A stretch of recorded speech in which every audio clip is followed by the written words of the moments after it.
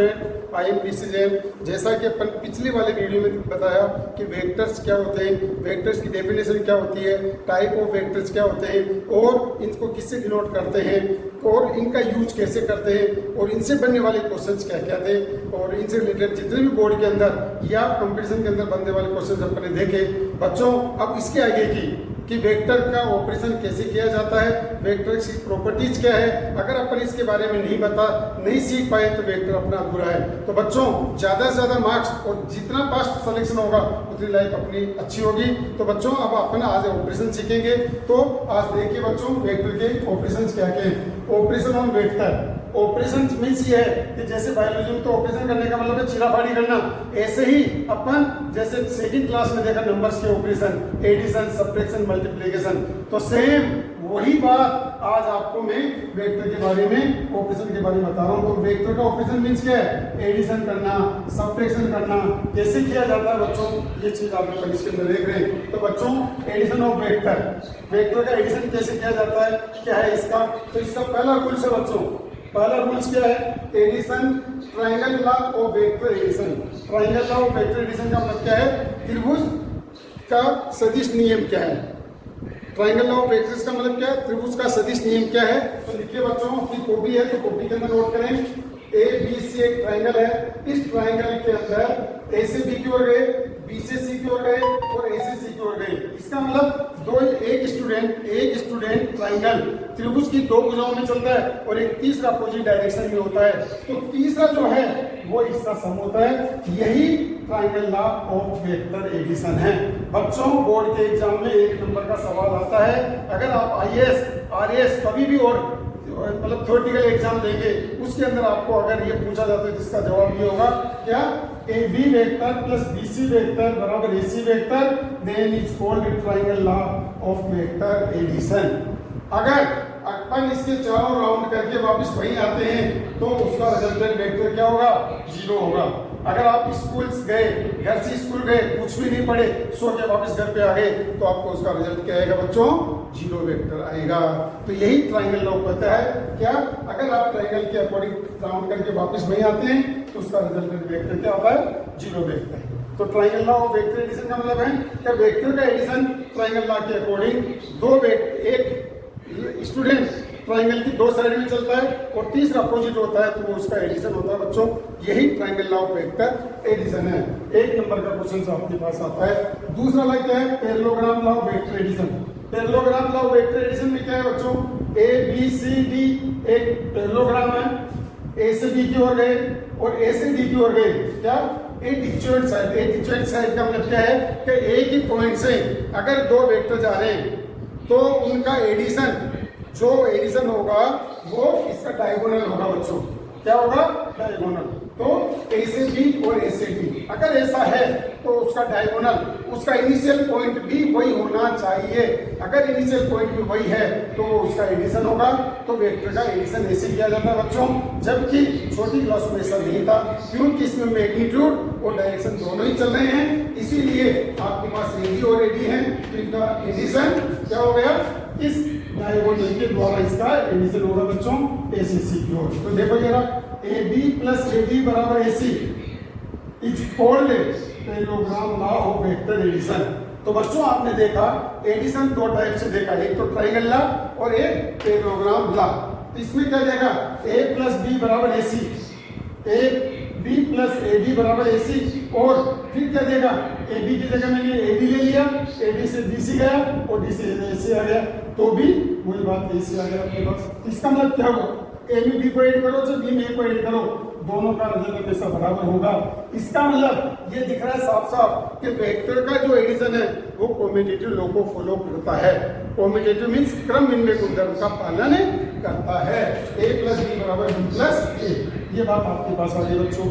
फिर इसके बाद देखा पढ़िए तीसरा law, polygon law of vector addition. ये कई बुक में नहीं है, कुछ बुक में है, कुछ बुक में नहीं है।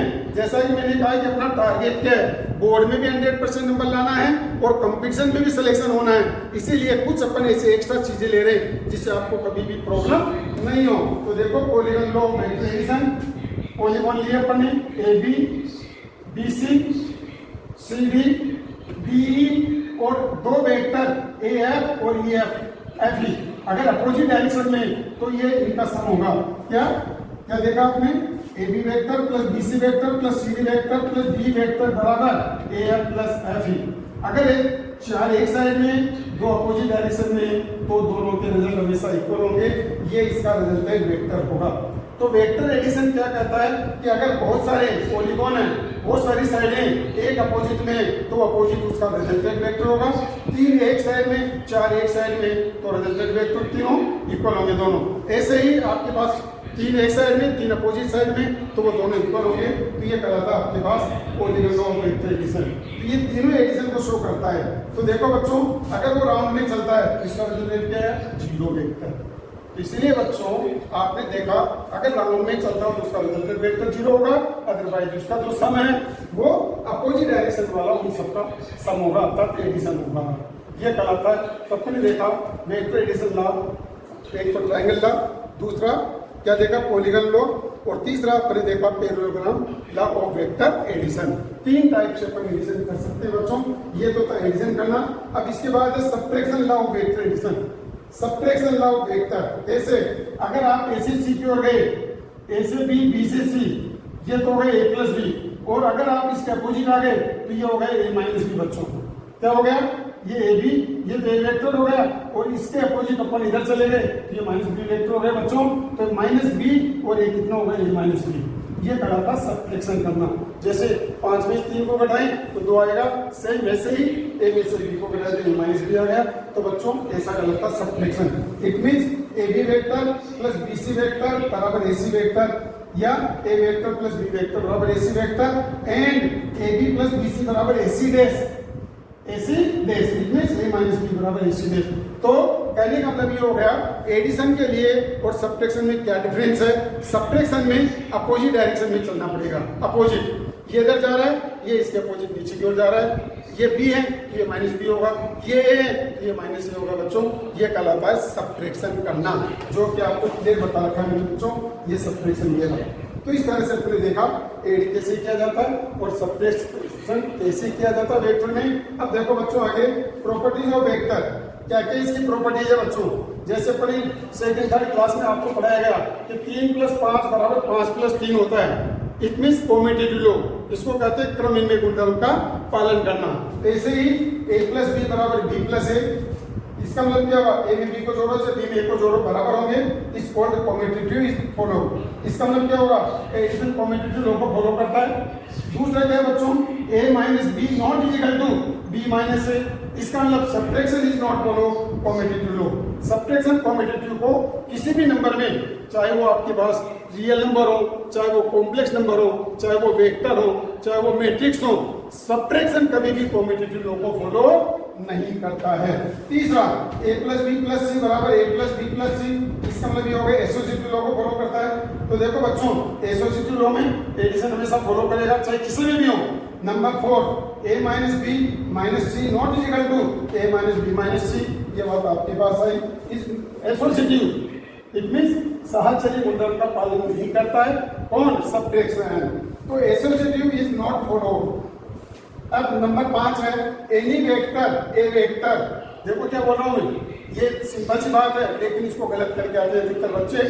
क्या पूछा गया, any vector A vector have additive identity zero vector. क्या कि किसी भी नंबर में क्या जोड़े, क्या ऐड करें जिससे वापस वही आएगा, तो इसमें आएगा जीरो वेक्टर। जबकि सेकेंड क्लास में जब आप पढ़ते थे तो बच्चों आपको क्या पूछा जाता, मैडम ये सर बताओ बच्चों 5 में क्या जोड़े बच्चों कि जिससे। तो देखो बच्चों आपने देखा एडिशन सब्ट्रैक्शन, ये जो है सब एडिशन तो हमेशा कॉम्यूटेटिव लॉ को फॉलो करता है, सब्ट्रैक्शन कॉम्यूटेटिव लॉ को फॉलो नहीं करता है। अब मैंने क्या बताया last, any vector A vector have additive identity zero vector. तो किसी भी वेक्टर का एडिटिव आइडेंटिटी हमेशा जीरो वेक्टर होता है। इसका मतलब किसी भी वेक्टर में जीरो वेक्टर होगा, ना कि जीरो होगा। क्या any vector A vector have additive identity zero vector. बच्चों किसी भी वेक्टर में कोई भी नंबर जोड़ने पर वापस वो तभी आएगा जब आप उसमें जीरो वेक्टर जोड़ेंगे। ऑब्जेक्टिव क्वेश्चन में भी ये सवाल आपके पास आता है। तो बच्चों आप इनको ढंग से पढ़ें, आपको एक एक चीज मैंने समझाई। अब आप अपने दोस्तों को भी भेजें। अब अगली वीडियो जो आएगी इसके आगे क्या आएगी, यहाँ तक आपको लाइफ में कभी प्रॉब्लम नहीं होगी, हर चीज मैंने आपको क्लियर कर दी। फिर भी आपको कोई दिक्कत आती है बच्चों, कमेंट बॉक्स में आप जो है इसको लिख के भेजें। और भी आपको कुछ करना हो तो आप पूछ सकते हैं। नेक्स्ट आगे की बात अगली वीडियो में देंगे।